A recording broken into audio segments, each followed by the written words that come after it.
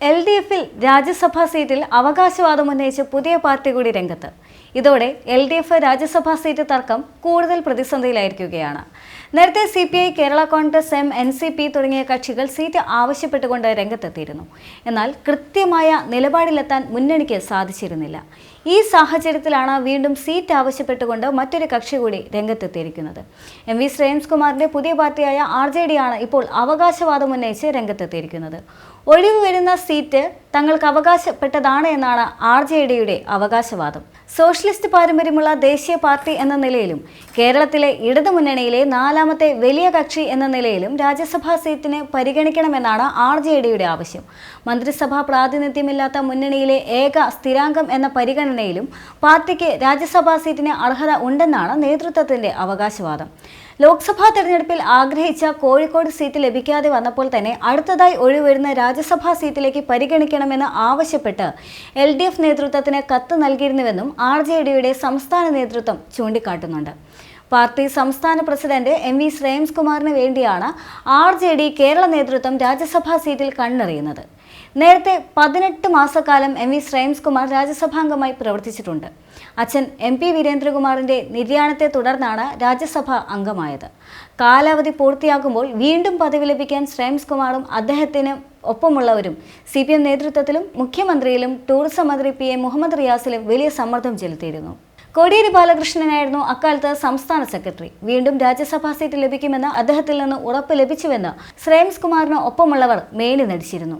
അത് വിശ്വസിച്ച MV ശ്രേയംസ്കുമാറും അവസാന നിമിഷം വരെയും രാജ്യസഭാ സീറ്റ് ലഭിക്കുമെന്ന പ്രതീക്ഷയിലുമായിരുന്നു. എന്നാൽ CPM തീരുമാനം വന്നതോടെ ശ്രേയംസ്കുമാറും നിരാശരായി. ഒഴിവ് വന്ന 2 സീറ്റിൽ CPMഉം രണ്ടാമത്തെ സീറ്റ് CPIക്കുമാണ് ലഭിച്ചത്. അങ്ങനെയാണ് CPMൽ നിന്ന് A റഹീമും CPIയിൽ നിന്ന് സന്തോഷ് കുമാറും രാജ്യസഭാംഗങ്ങളായത്. അന്ന് LJD ആയിരുന്ന ശ്രേയംസ്കുമാറിന്റെ പാർട്ടിക്ക് വീണ്ടും സീറ്റ് ലഭിക്കുമെന്ന് അദ്ദേഹത്തെ പറഞ്ഞു വിശ്വസിപ്പിച്ചവരാണ് യഥാർത്ഥത്തിൽ കബളിപ്പിക്കൽ നടത്തിയത്. ഒരു MLA മാത്രമുള്ള പാർട്ടിയായ LJDക്ക് സീറ്റ് വീണ്ടും രാജ്യസഭാ സീറ്റ് നൽകുന്നത് CPM ഒരിക്കലും ആലോചിച്ചിട്ടില്ല എന്നുള്ളതാണ് അവകാശവാദം. നിയമസഭാ തെരഞ്ഞെടുപ്പിൽ സീറ്റ് ലഭിക്കാത്തതും ലഭിച്ച സീറ്റിലൊന്നിൽ ശ്രേയംസ്കുമാർ തന്നെ മത്സരിച്ചതും ശ്രേയംസിന്റെ പാർശ്വവർത്തികളായ ജീവനക്കാർ രാഷ്ട്രീയ കാര്യങ്ങളിൽ ഇടപെടുന്നതുമായിരുന്നു ഷേഖ് പി ഹാരിസ് പാർട്ടി വിടാനുള്ള പ്രധാന കാരണം. അങ്ങനെ തീർത്തും ദുർബലമായ പാർട്ടിയായി മാറിയ RJDക്ക് രാജ്യസഭാ സീറ്റ് ലഭിക്കാനുള്ള സാധ്യതയില്ല എന്ന് ഉറപ്പുമാണ്. മന്ത്രിസ്ഥാനം ലഭിക്കാത്തതിലും ലോക്സഭാ സീറ്റിലേക്ക് പരിഗണിക്കാത്തതിലും എല്ലാം നിരാശരായ MV ശ്രേയംസ്കുമാറും RJDയും ഇടതുമുന്നണിയിൽ തീർത്തും അസ്വസ്ഥരാണ്. ഇനി ഒഴിവ് വരുന്ന രാജ്യസഭാ സീറ്റ് നിഷേധിക്കുന്നതോടെ ബന്ധം കൂടുതൽ മോശമാകാനാണ് സാധ്യത. 2009 സിറ്റിംഗ് MP ആയിരുന്ന MV വീരേന്ദ്രകുമാറിൽ നിന്ന് പിടിച്ചുവാങ്ങിയ കോഴിക്കോട് സീറ്റ് പിന്നീട് മുന്നണിയിലേക്ക് തിരിച്ചു വന്നിട്ടും RJDക്ക് കിട്ടിയില്ല. ആൾബലം കൊണ്ടും അംഗബലം കൊണ്ടും മുന്നണിയിലെ 4ാം കക്ഷിയാണ് തങ്ങളെന്നാണ് RJDയുടെ അവകാശവാദം എങ്കിലും CPM അതൊന്നും മുഖവിലയ്ക്ക് എടുത്തിട്ടുമില്ല.